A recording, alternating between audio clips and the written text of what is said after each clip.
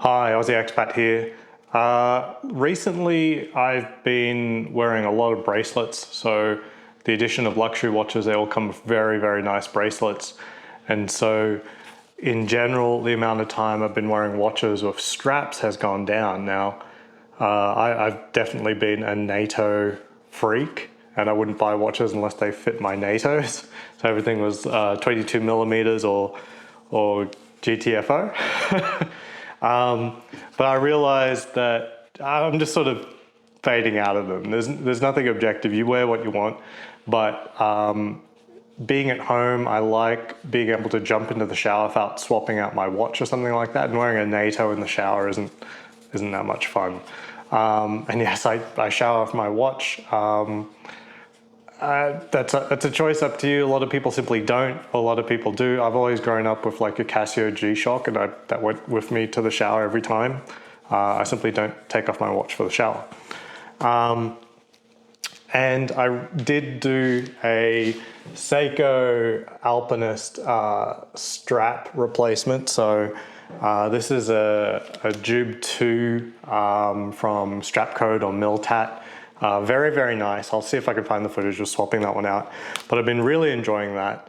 But I wanted to give some of my other watches a little bit more time. And one of my favorite watches that I've more recently not been using a lot is this thing, the Casio Duro. So just for context, this is my relatively cheap and cheerful watch collection.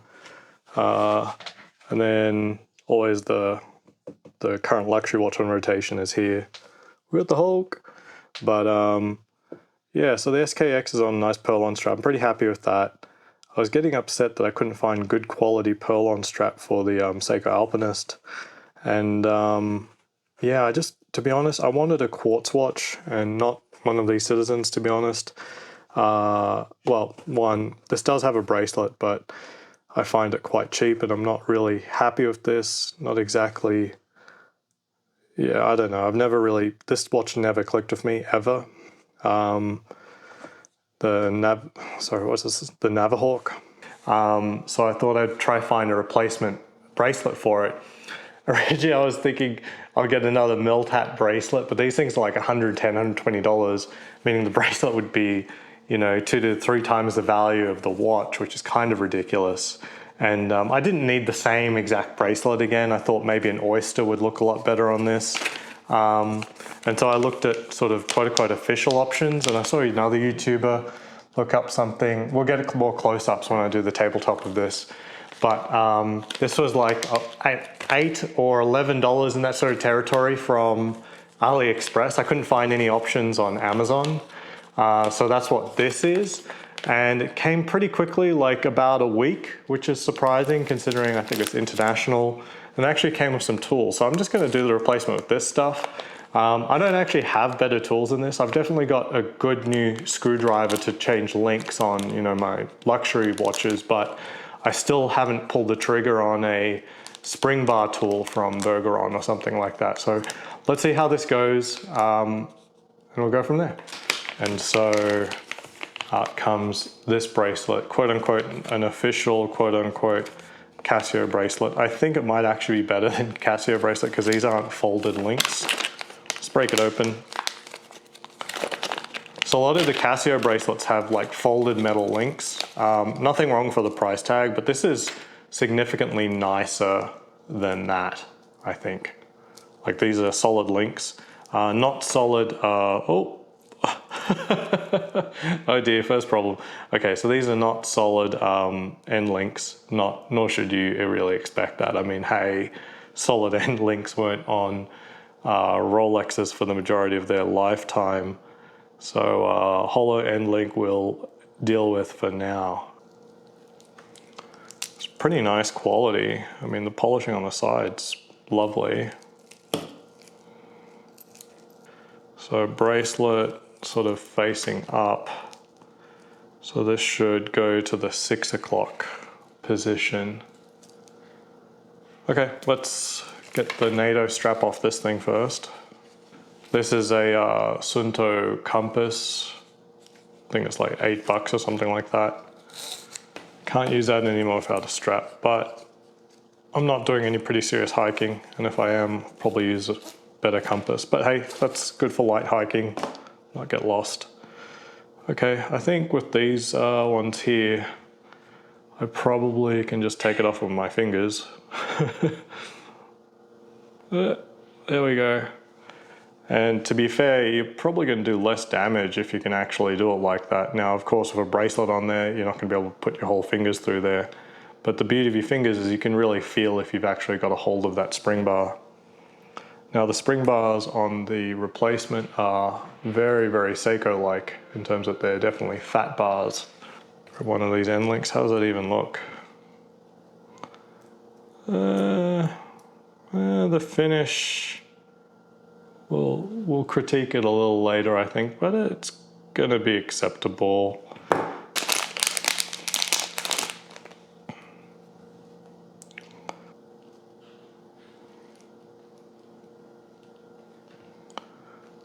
Now, getting end links on a watch, 6 o'clock, not the easiest thing to do, to be honest. Especially the solid end links. The Jube 2 on the Alpinist was difficult.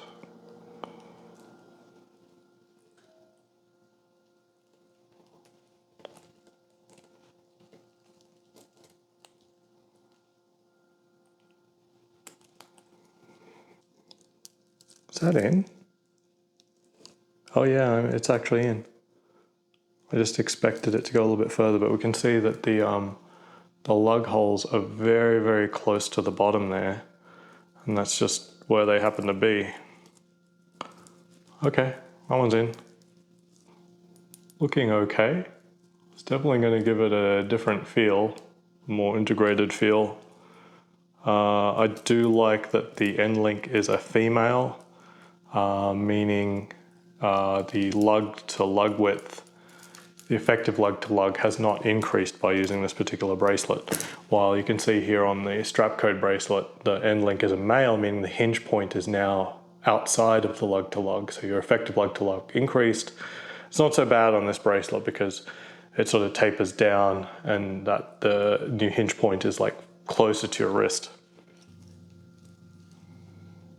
Now this one will always be a little bit more difficult. Some people, or maybe all people, should remove a link, and that way you can split the bracelet in half as you try to get these end links on. But we'll see how it goes. Okay, I think we're close to we're inside the lugs, but not quite enough.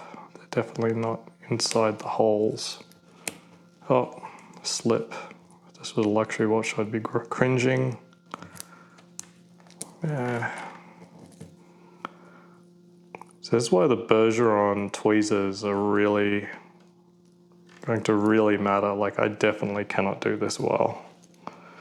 So with the Bergeron tweezers, you get to compress both sides at the same time, and that way you're not having to do this sort of juggling technique where you're trying to get one side in, then the other, where you're just bound to end up with scratches on the insides of these lugs, or even worse. So it's fully in on one side, but the other side is not in. Nope, nope, nope. The spring bar size isn't quite right, so it didn't just snap in. I had to push it in. I'm gonna say those aren't quite the right spring bars, but it worked. I would not be pleased if I was doing it to a Seiko, but for a $50 watch, it's worked. It's looking good, looking better. Now to remove, I think, all the links for my 6-inch wrist. The way to do this typically is to have it dangle down and then sort of count how many links it takes to bring that up. And on each side I can see I probably have to remove all. The way this interfaces with the end link is really quite jarring, as in you can you can see it sort of create like this gap. So I'll take it off the bracelet first. Should be a spring bar, yeah, I can feel it. There we go. Oh.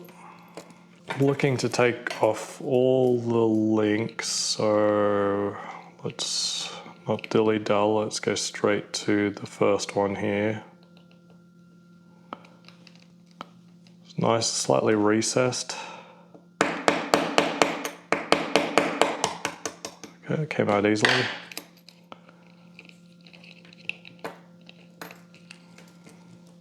Okay, it's just these pegs. Can you see that? Yeah. There we go.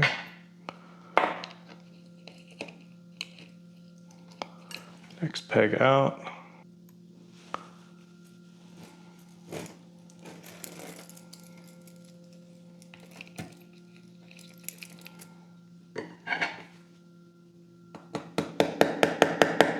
Bracelet.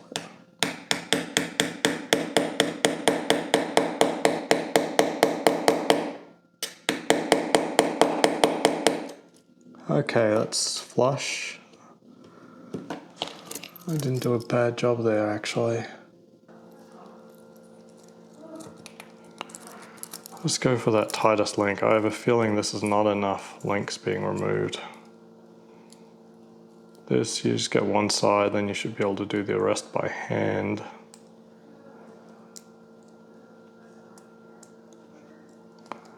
You can compress it and slide it in, there we go. Okay, right on the correct side each side. Oh, maybe it'll work. Oh, perfect. Not bad, just. I tend to like to leave a little bit of daylight underneath the bracelet. This has just a touch. It's probably fine. I do like the Duro, so this is what got the bracelet. I needed something, you know, quartz, something was always ready to go to be able to slap on without having to set. This is always going to be accurate. It's a watch that was always in my rotation a fair bit. But as I said, I've grown to like the versatility of a bracelet in terms of being able to slap it on any occasion, you know, not need two hands to put it on, just throw it on, away you go. Overall, I think I like it, but I don't like this angle here. I don't like being able to literally see into the hollow end link. That's a little bit jarring, but apart from that, sort of the integrated bracelet look kind of makes it look cool. And it kind of, even though the other strap was fully orange, right, I think having the all steel integrated bracelet and then the only highlight being orange gives it a real pop. And you can see the aluminum bezel's taken some dings. This is definitely not babied at all. So yeah, maybe this will get a little bit more wrist time now. So tell me in the comments below, NATO strap or bracelet, have you found yourself going into phases and out of phases? I think I've just come off a 2.5 year long stretch of using NATOs a lot. And what can I say? I'm looking forward to doing more bracelets. This is Aussie Expat signing out.